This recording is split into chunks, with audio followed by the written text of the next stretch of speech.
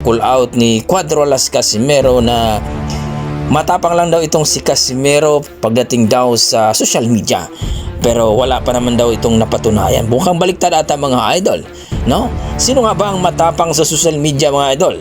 Ika nga, ang ating mga boxing fan nagsasabi na kung anong sinasabi ni Wonder Boy ay itong si Martin ay siya lang din daw natatamaan.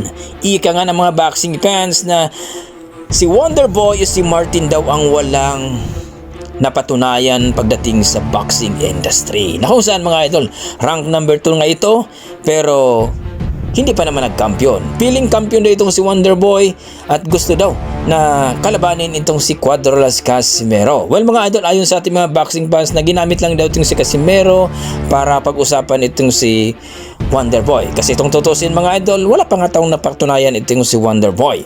Wika nga ng kanyang mama mga idol na nainggit lang daw itong si Casimero